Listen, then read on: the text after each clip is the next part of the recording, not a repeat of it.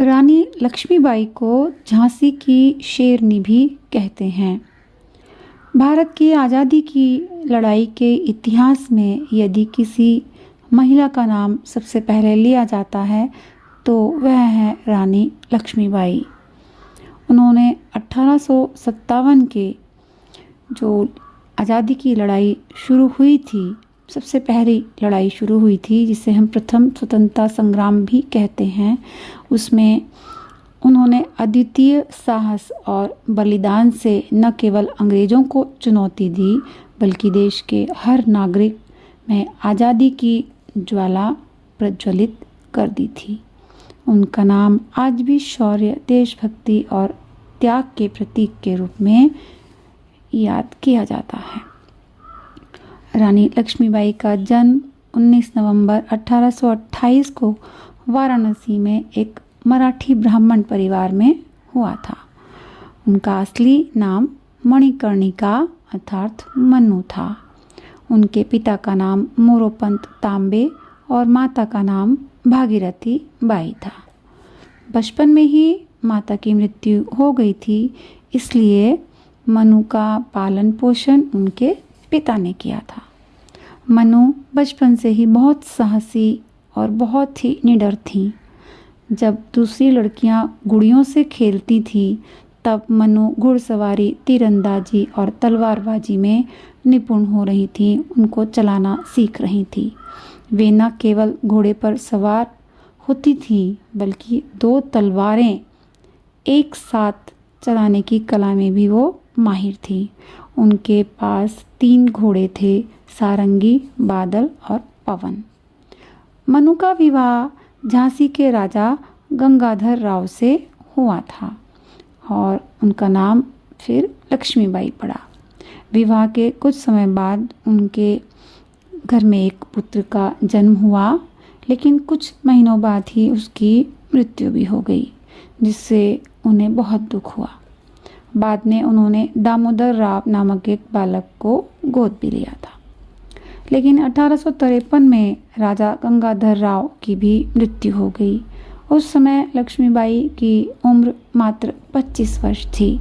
राजा की मृत्यु के बाद अंग्रेज़ों ने अपनी लैप्स नीति के तहत झांसी पर कब्जा करने की योजना बनाई। लैप्स नीति में क्या होता है कि जब किसी राज्य में कोई उत्तराधिकारी उसका नहीं बचता है तो उस पर अंग्रेज अपना कब्जा कर लेते थे। झांसी में रानी ने कहा कि दामोदर राव भी हमारा पुत्र ही है, लेकिन अंग्रेज़ों ने यह बहाना बनाया कि दामोदर राव गोद लिया हुआ पुत्र है, इसलिए वह झांसी का उत्तराधिकारी नहीं हो सकता है। तो अंग्रेज़ों ने झांसी पर कब्जा करने की पूरी कोशिश की, लेकिन रानी ने साफ कह दिया था कि मैं अपनी झांसी नहीं दूंगी। रानी लक्ष्मीबाई ने अपने राज्य को खुद संभाला और झांसी को मजबूत किले और सेना के साथ सुरक्षित किया। बड़े बड़े किले बनवाए और खूब मजबूती उनमें डलवाई और सेना को भी खूब प्रशिक्षित किया। उन्होंने सेना को हथियार चलाने की, धनुष बाण चलाने की, युद्ध करने की कला सिखाई और महिलाओं को भी युद्ध कला सिखाई। जब 1857 में सिपाहियों ने अंग्रेज़ों के खिलाफ विद्रोह शुरू किया तो रानी लक्ष्मीबाई भी क्रांति में शामिल हो गईं। झांसी के किले से उन्होंने क्रांतिकारियों का नेतृत्व किया, यानी वो उनमें सबसे आगे रही, उनकी नेता बनी। उन्होंने अपनी सेना में पुरुषों के साथ साथ महिलाओं को भी शामिल किया। झलकारी बाई जैसी महिला योद्धा भी उनकी सेना में शामिल हुई। झलकारी बाई अनुसूचित जाति की महिला थी, लेकिन उसने घुड़सवारी, तीर कमान, तीरंदाजी में दक्षता प्राप्त की हुई थी। वो इन सब में परफेक्ट थी और सबसे बड़ी बात, उसकी शक्ल लक्ष्मीबाई से मिलती जुलती भी थी। वो रानी लक्ष्मीबाई की मुख्य अंगरक्षक भी बन गई थी।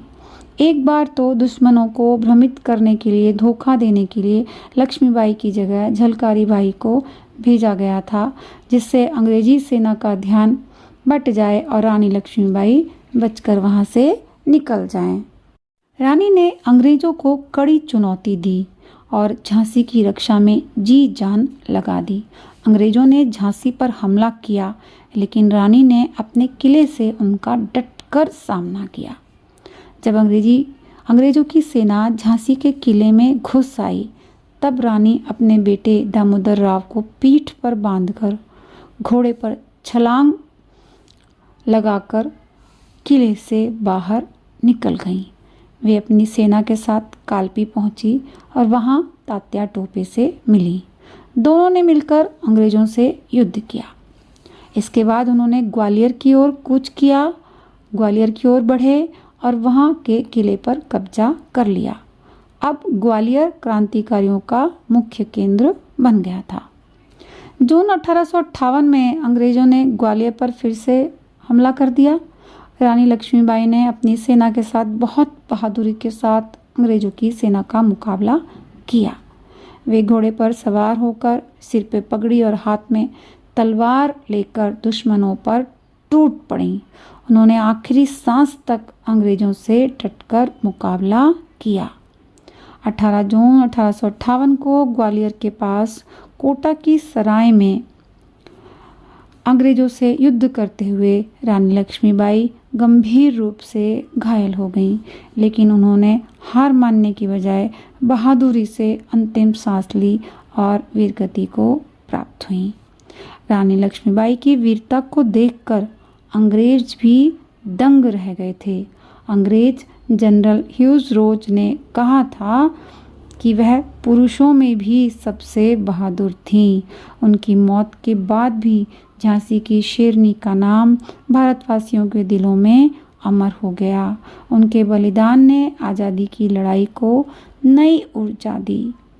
रानी लक्ष्मीबाई ने सभी पुरुष और महिलाओं को यह दिखा दिया था कि महिलाएं भी मातृभूमि, अपनी धरती माँ की रक्षा में पुरुषों के समान ही खड़ी हो सकती हैं। रानी लक्ष्मीबाई ने भले ही छोटा जीवन जिया, लेकिन यादगार और ऊंचा जीवन जिया। उन्होंने अपने अकेले दम पर अंग्रेजों को चुनौती दी और अपने बलिदान से देशवासियों के दिलों में आज़ादी की लौ जलाई। वो सच्चे अर्थों में भारत माता की सच्ची बेटी और आज़ादी की शेरनी थी। भारत माता की जय।